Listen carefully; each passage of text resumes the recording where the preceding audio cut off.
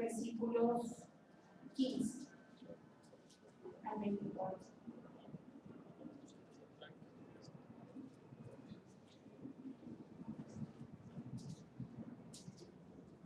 Cuando Ezequiel vio al río Quebar por primera vez la gloria de Dios, supo que cada vez que Dios lo llamara a su presencia, debía estar concentrado en lo que Dios es. Veíamos y aprendíamos hace unos meses que la gloria de Dios es verlo solo a Él, estar concentrado solo en lo que Él es. Esta parte del libro de Ezequiel me parece impresionante por dos cosas. No era suficiente con que Ezequiel estuviera encerrado, el pueblo no lo entendiera y además tuviera que quedarse callado, sino que en la intimidad, en lo que hablábamos ahorita, lo más cercano, Ezequiel estaba pasando por una circunstancia difícil, pero en esa circunstancia difícil Dios se iba a glorificar. ¿Qué quiere decir? Esa gloria de Dios que él había visto desde el principio junto al río Quebar iba a dar frutos en el momento en el que Dios así lo dispusiera. Leamos desde el versículo 15. Vino a mí palabra de Jehová diciendo: Hijo de hombre, he aquí que yo te quito de golpe el deleite de tus ojos. No endeches, ni llores, ni corran tus lágrimas. Reprime el suspirar. No hagas luto de mortuorios. Ata tu turbante sobre ti y pon tus zapatos en tus pies, y no te cubras con rebozo, ni comas pan de enlutados. Hablé al pueblo por la mañana, y a la tarde murió mi mujer, y a la mañana hice como me fue mandado. Y me dijo el pueblo: ¿no nos enseñarás qué significan para nosotros estas cosas que haces?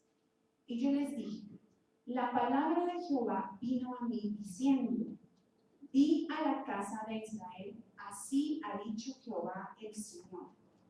He aquí yo profano mi santuario, la gloria de vuestro poderío, el deseo de vuestros ojos y el deleite de vuestra alma. Y vuestros hijos y vuestras hijas que dejasteis caerán en espada, y haréis de la manera que yo hice. No os cuiréis con regozo, ni comeréis pan de hombres en luto. Vuestros turbantes estarán sobre vuestras cabezas, y vuestros zapatos en vuestros pies.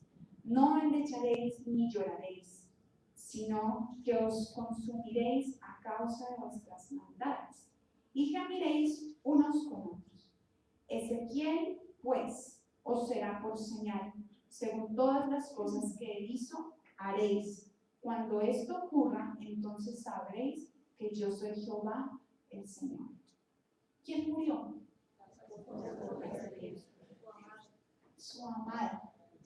El Señor le dice: yo te quito de golpe, o sea, no va a ser una enfermedad progresiva, el deleite de tus ojos. Él amaba profundamente a su esposa y Dios se la quita. Eso es terrible, ¿no? Aquellos que no tienen esposo, pensemos en, no sé, un hermano, uno de nuestros papás. Es terrible. Y el Señor le dice: no vas a llorar. ¿Qué más le dice?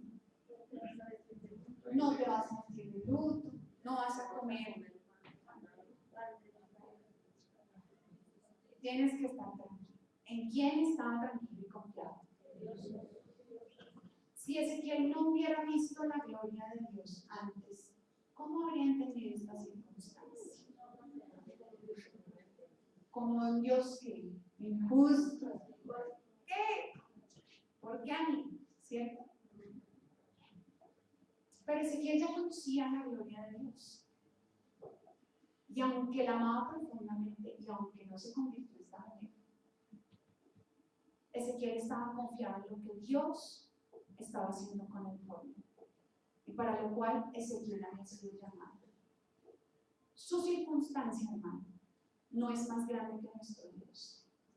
Su momento, su temporalidad, no van a ser para siempre. Nuestro Dios sí es eterno. Y nosotros contamos con un Dios que puede mucho más de lo que nosotros podemos y entendemos. Solamente si creemos, vamos a poder ver su gloria. Solamente si yo realmente dispongo el corazón para entender y buscar lo que es Él, voy a entender mi circunstancia. De lo contrario, voy a ver a un Dios injusto, a un Dios que no me escucha, a un Dios que está ausente. Pero primera de Juan me dice que si yo vivo en el amor y además creo, Dios me va a dar todo lo que yo pida. Ezequiel pidió por la conversión de su mujer. Ezequiel pidió para que ella no muriera. ¿Qué pedía Ezequiel? Que el pueblo pudiera entender y que Dios lo dejara hablar cuando él quisiera y así fuera. Porque Ezequiel tenía un panorama claro. Su perspectiva desde donde ustedes están sentados es distinta a la mía. Yo estoy viendo una cosa totalmente distinta a la que ustedes están viendo. Y es exactamente igual. Dios puede ver mucho más allá del lugar donde nosotros nos encontramos. Pero si vamos a su presencia, vamos a entender la manera en la que Dios mira y la manera en la que Dios obra. Y aceptar su voluntad, que como dice Romanos 12:2, es buena, es agradable y es perfecta. Era perfecto que muriera la mujer de Ezequiel. ¿Por qué? Porque la forma como Dios lo había guiado a vivir esa circunstancia era la forma en cómo él iba a dirigir el pueblo. Y iban a vivir lo que vivía. Y es más, en el versículo 19, el pueblo le dice: ¿no nos enseñarás qué significan para nosotros estas cosas que haces? ¿Cómo estoy orando? ¿Estoy realmente orando por los otros? Porque el Señor dice que yo debo poner los ojos en Él, en lo que Él es. ¿Quién es Él? El autor y el consumador de la fe. Cristo vino aquí por creer obediente al Padre, le creyó al Padre. Y porque el Padre amó a su pueblo desde el principio. Y frente a ese amor, el Hijo fue obediente y le creyó a Él. Dios sabe mejor que todos nosotros. Y yo tengo que poner la mirada en lo que Él es. Porque así va a ser fácil que yo pueda entender por qué me está permitiendo vivir lo que estoy viviendo. Dios nos ha llamado a vivir un tiempo de oración como familia, como hermanos. ¿Cómo estamos viviendo esos tiempos de oración? Brevemente yo les voy a compartir. Nosotros empezamos a hacerlo en casa y Dios nos llevó a estudiar el libro de Efesios durante este tiempo de oración. Hay muchas cosas que para mí no son claras. Y a veces yo veo que el pastor enseña y algunos hermanos salen con unos aportes muy elaborados. Yo digo, no entiendo. Pero en este tiempo de oración, Dios ha venido enseñándonos poco a poco. Y cuando la palabra se hace clara y es como si le corrieran un pelo de los ojos. Eso es lo que quiere decir. Y en mi casa no somos eruditos, ni ninguno tiene tantos estudios como muchos hermanos acá. Pero hemos entendido ahí en la intimidad, en lo secreto de Dios, que Dios nos puede enseñar a todos sin excepción. Y ha sido un tiempo en donde la palabra de Dios ha ido obrando de manera natural. Muchas cosas no entendía, muchas cosas me costaban antes de eso. Pero es tan impresionante el poder del pensamiento de Dios que hoy día no me cuesta. Y hoy día son naturales. Y hoy día son fáciles, no por mí, sino porque Dios las ha hecho fáciles. Como a un hijo nos ha estado enseñando como familia. ¿Por qué? Porque como en el Éxodo estamos centrados solo en lo que Él es. Cuando Él llamó al pueblo de Israel a durar 4 días con el Cordero, ¿eran 4 días para qué? Para que ellos se cercioraran de que realmente el Cordero estaba en perfecto estado, porque esas eran las condiciones. quién estamos mirando en casa? ¿A Cristo? ¿En Él estamos concentrados como familia para saber cómo caminar? Y el libro de Efesios es increíble. Yo nunca lo había estudiado, pero Dios nos enseñó durante todos estos meses que cada miembro de la familia tiene un rol específico. Y al final, cuando habla de la armadura, yo decía que es todo esto. Entonces hay una cosa como desencuadrada, no se entiende muy bien, que tiene que ver la armadura, como que el hijo debe hacer esto, el amo esto, la esposa esta, el esposo esto. ¿Qué tiene que ver la armadura? Pero miren, Dios es tan misericordioso que aún nuestras preguntas más ingenuas, Dios las entiende. Vamos por un segundo al libro de Efesios.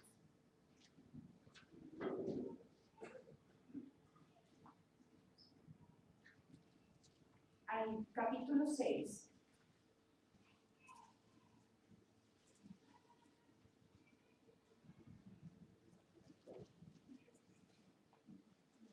Versículos 18 al 20. Luego de que el Señor, a través de Pablo, nos enseña cómo debemos vivir el día a día, nos habla de la armadura, una cosa ahí que era un poco metafórica, que no entendíamos muy bien. Dios nos viene enseñando sobre el misterio del Evangelio, del libro de los Efesios.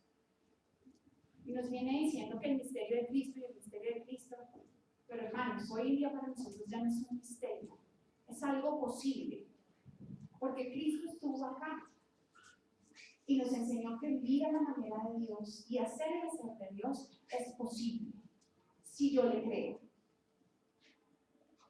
Y nos viene diciendo, esposos, es posible vivir a la manera de Cristo. Esposas, es posible vivir a la manera de Cristo. A los hijos también. Y luego de que él termina enseñándonos todo esto, les voy a ser honesta, yo decía, ¿qué tiene que ver todo esto con la oración? Porque se supone que si oramos, Dios nos va a enseñar realmente cómo orar, ¿no? Porque ese era el propósito de reunirnos a orar y ya dejar de pedir por pedir, ¿cierto? Y dice en el versículo 18, orando en todo el tiempo, con toda oración y súplica en el Espíritu, y velando en ello con toda perseverancia y súplica por quienes, por todos los santos. Incluyo yo a mis hermanos en la oración. Y por mí, a fin de que al abrir mi boca me sea dada palabra, para dar a conocer con denuedo el misterio del Evangelio. ¿Pablo iba a hablar lo que él quisiera? Él iba a hablar la palabra de Dios. ¿Con qué objetivo? ¿Cuál era el fin? Dar a conocer a Cristo, por el cual soy embajador en cadenas, otro que no estaba en una buena circunstancia. Pero esto es un mensaje esperanzador, pese a que hayamos visto que todos los que hemos estado viendo en esta mañana hayan pasado por circunstancias difíciles. La esperanza está en el Señor, que con denuedo hable de Él como debo hablar. Yo debo buscar en oración al Señor, no buscando una respuesta a mi inmediatez, sino para reconocer la gloria de Dios. Y al reconocer la gloria de Dios, saber cuál es esa buena voluntad de Dios, esa agradable voluntad de Dios, esa perfecta voluntad de Dios, que me lleva a pedir conforme al amor y en lo que he creído que es Cristo. Debemos dejar de pedir por pedir. Y esto, hermanos, que estoy compartiendo en esta mañana, nos lo ha enseñado el Señor como familia en este tiempo de oración. ¿Qué les ha enseñado el Señor mientras lo estamos buscando? A mí nunca me habían saludado. ¿Qué te ha dicho Dios? Y esta semana alguien en mi trabajo me dijo, ¿qué te ha dicho Dios? Y no me esperaba ese saludo, pero fue tan reconfortante poder decirle, Dios me está enseñando sobre la oración, porque Dios habla, hermanos.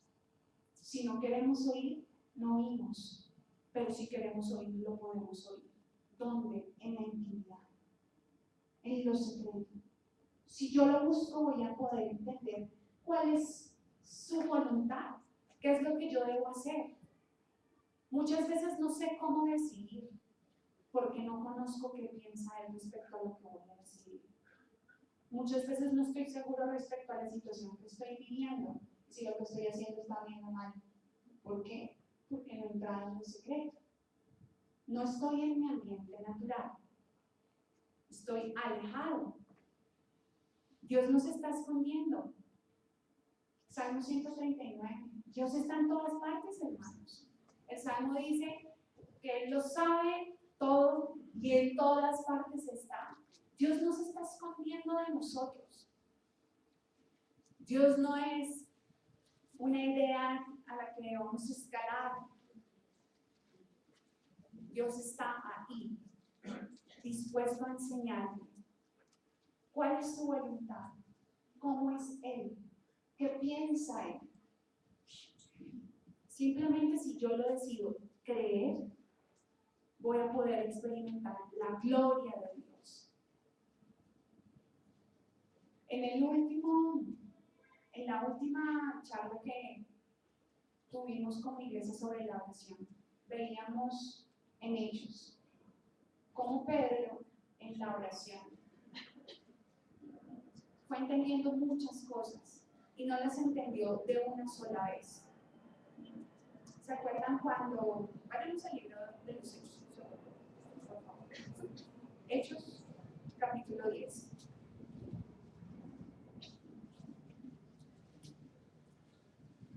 Versículos 9 al 17. ¿Alguien lo quiere leer, por favor? Al siguiente día, mientras ellos iban por el camino y se acercaban a la ciudad, Pedro subió a la azotea para orar, cerca de la hora sexta. Tuvo gran hambre y quiso comer, pero mientras le preparaban algo le sobrevino un éxtasis. Y vio el cielo abierto y que descendía algo semejante a un gran lienzo, que al lado de las cuatro puntas era bajado a la tierra, en el cual había de todos los cuadrúpedos terrestres y reptiles y aves del cielo. Y le vino una voz: levántate, Pedro, mata y come. Entonces Pedro dijo: Señor, no porque ninguna cosa común o inmunda he comido jamás. Volvió la voz a él la segunda vez: lo que Dios limpió, no lo llames común. Esto se hizo 3 veces, y aquel lienzo volvió a ser recogido en el cielo. Y mientras Pedro estaba perplejo dentro de sí lo que significaría la visión que había visto, he aquí 2 hombres que habían sido enviados por Cornelio, los cuales preguntando por la casa de Simón, llegaron a la puerta y llamando preguntaron si moraba allí un Simón que tenía por sobrenombre Pedro. Y mientras Pedro pensaba en la visión, le dijo el Espíritu: he aquí 3 hombres que buscan. Levántate pues, desciende y no dudes de ir con ellos, porque yo los he enviado. Bien. ¿Dónde tuvo Pedro esta visión? ¿En dónde? En la oración. Dice en el versículo 9 que Pedro subió a la azotea ¿para qué? Para orar. Y allí Dios le mostró algo. ¿Quién le dijo a Pedro qué debía hacer? ¿Quién?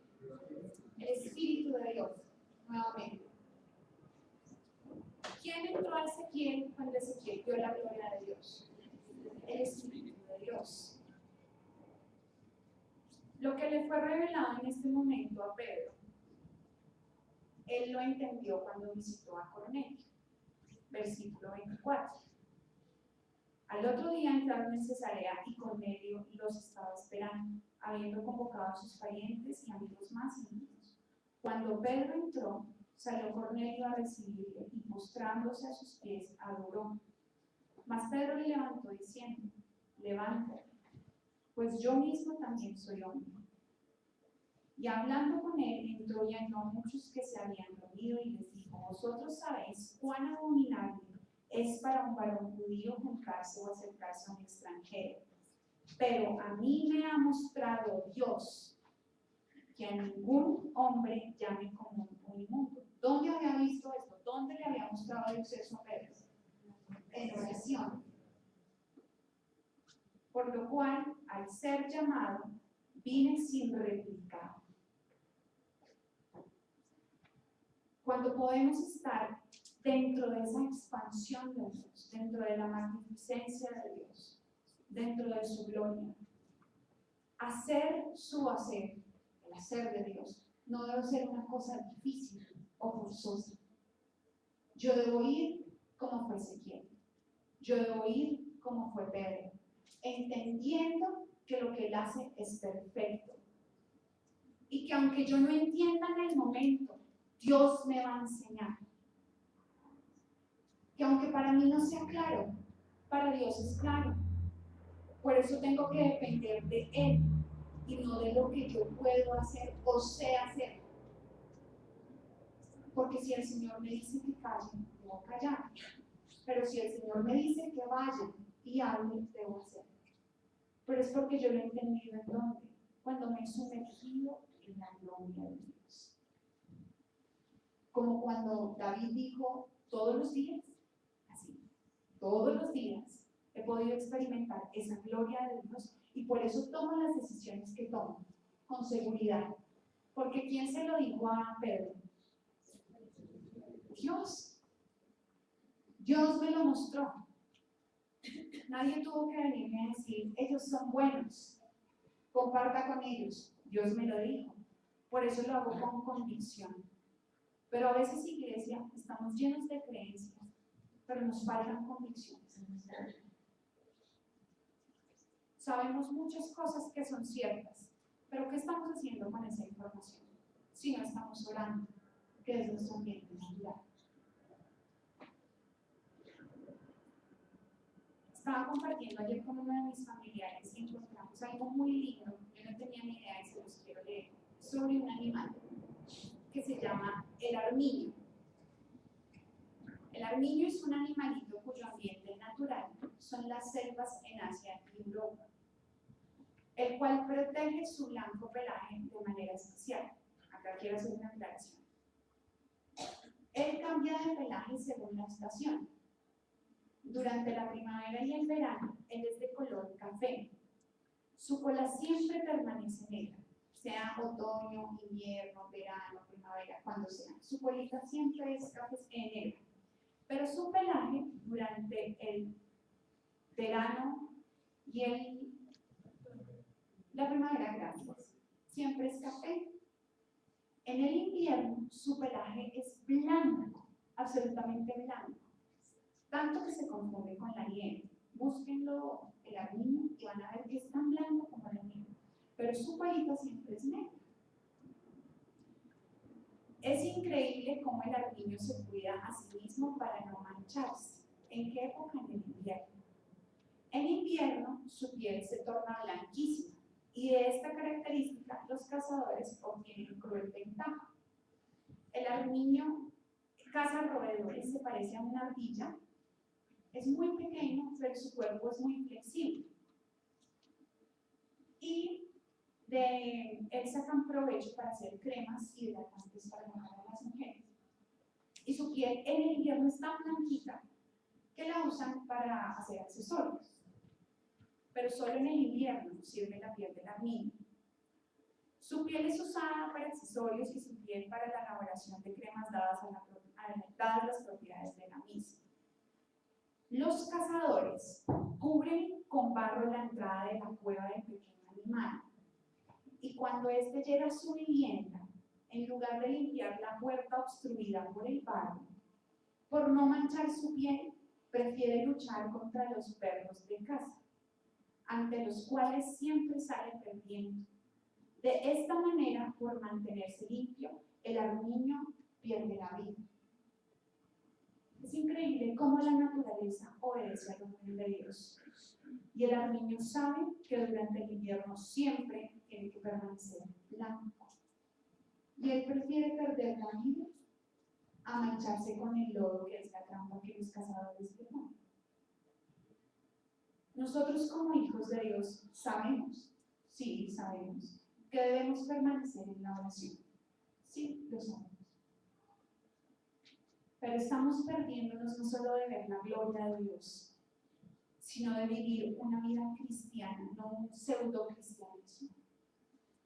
Como Dios dice en su palabra, Dios nos está llamando a estar pegados de la fuente, a depender de Él, no parcialmente, sino como decía el salmista, todos los días. Si tuviéramos claro como el armiño que ese es nuestro ambiente natural, allí permaneceríamos. Y no estaríamos respirando con dificultad como un pez fuera del agua. Hacerlo natural es posible, porque es natural, no es difícil. ¿Y qué es lo natural para un hijo de Dios? Permanecer en su presencia. Por eso Dios hizo la expansión, hermanos.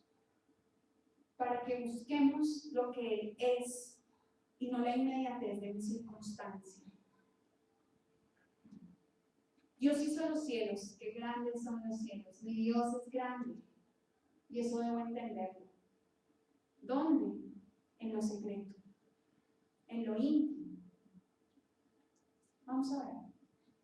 Padre, gracias te damos en esta mañana, porque tu Espíritu Santo nos va a ser dado y nos va a guiar en el momento en el que aprendamos a pedir, en el momento en el que podamos ir a tu presencia con plena convicción de cómo debemos orar, porque nadie más nos lo ha dicho, sino que tú mismo nos has revelado, nos has mostrado, nos has enseñado cuál es tu buena voluntad, cuál es esa agradable voluntad y perfecta voluntad que solo puede venir de ti. Nuestras circunstancias, Señor, nos han distraído, nos han hecho concentrarnos en otra cosa que no es Cristo. Pero hoy te pedimos, Señor, que de manera natural podamos buscar tu presencia y en ella reconocer tu gloria. Y cuando reconozcamos tu gloria, Señor, sabemos que es posible que tu Espíritu Santo nos guíe a toda verdad. Muchas gracias, Señor, por este tiempo en el que tú enseñas. Gracias, Señor, porque tú eres el que pone el querer como el hacer. Hoy te rogamos, Señor, que no nos quedemos con solo palabras, sino que podamos vivir de manera natural en tu presencia, en tu magnificencia. Amén. Hermano, perdón.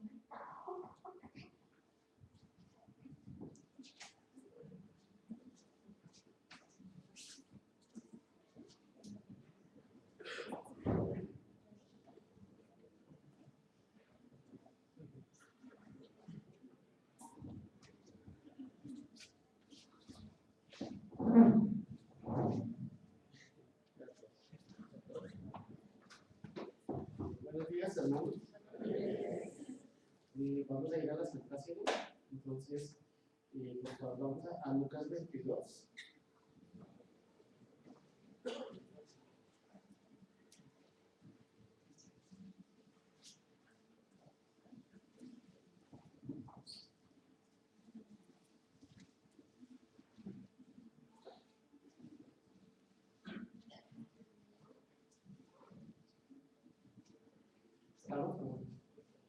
Vamos a leer el versículo 7 al 19.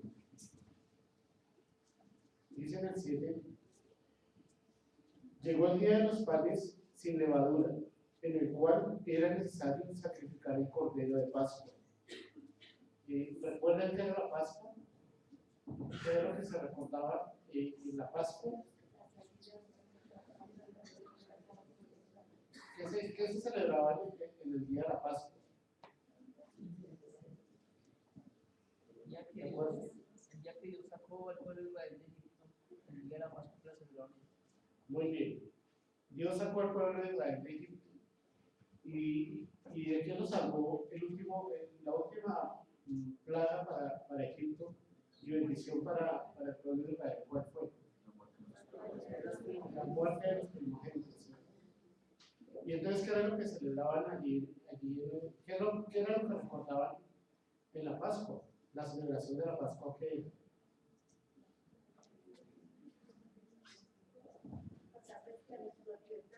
Exacto, pasar de esclavitud a libertad.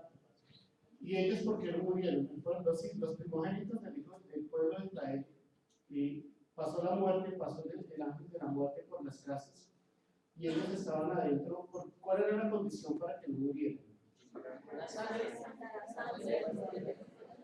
La sangre pintada ya en el marco de la puerta, en el contexto. O sea que estaban protegidos por la sangre del cordero que era muerto. Entonces, aquí en Lucas 22:9, Jesús con sus discípulos están hablando de celebrar la Pascua, ¿cierto? Recordar eso. Entonces, sigamos 22, leímos el 7, ahora vamos en el 8. Y Jesús envió a Pedro y a Juan diciendo: y preparadnos la Pascua para que la comamos. Ellos le dijeron: ¿dónde quieres que la preparemos? Él les dijo: he aquí, al entrar en la ciudad os saldrá al encuentro un hombre que lleva un cántaro de agua. Seguidle hasta la casa donde entrar y decid al padre de familia de esa casa: el maestro me dice, ¿dónde está el aposento donde he de comer la Pascua con mis discípulos? Entonces él os mostrará un gran aposento alto y dispuesto para preparar allí. Fueron pues y hallaron como les había dicho y prepararon la Pascua. Cuando era la hora, se sentó a la mesa y con él los apóstoles. Y les dijo: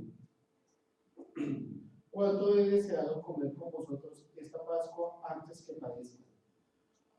Porque os digo que no la comeré más hasta que se cumpla en el reino de Dios.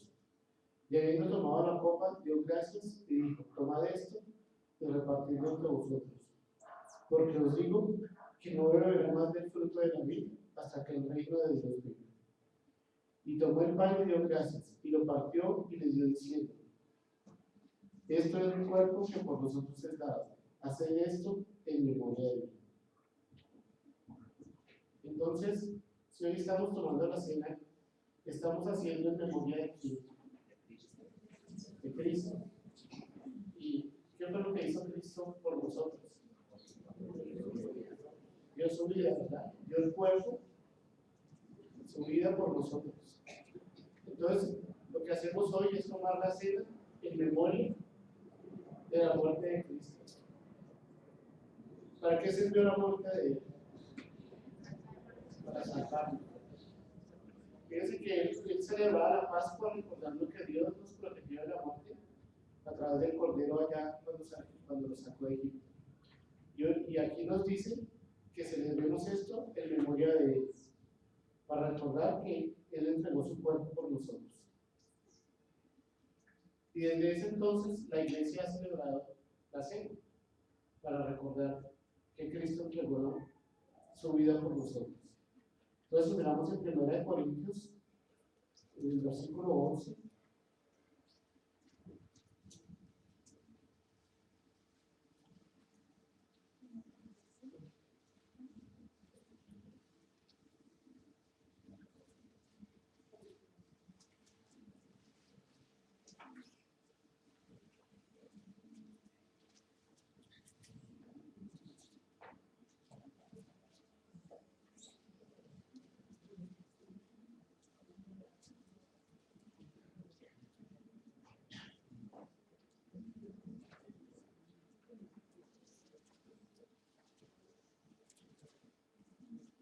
Aquí Pedro le está hablando a la iglesia de Corinto, y investigando un poco vimos que las primeras iglesias se reunían era específicamente a tomar la cena.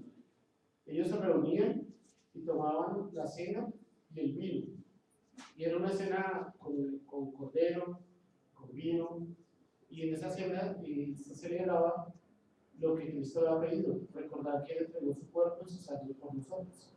Y aquí Pablo está exhortando a esa iglesia porque no lo están haciendo muy bien. Entonces, dice en 1 Corintios 11,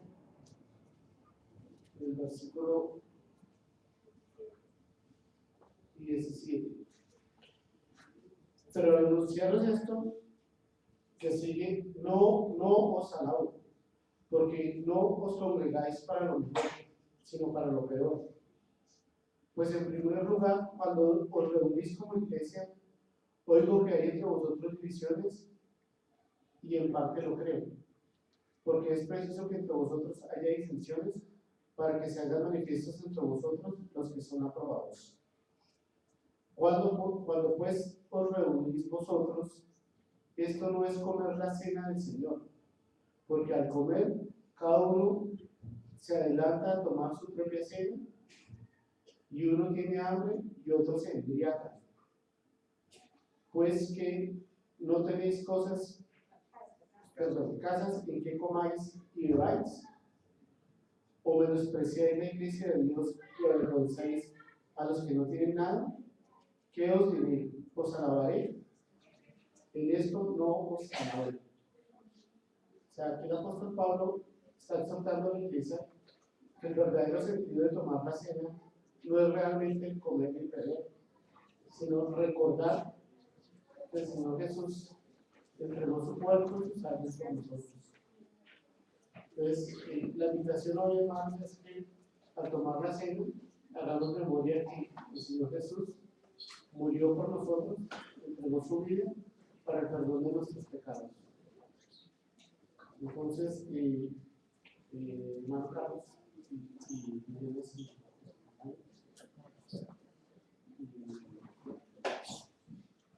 hermano Oscar,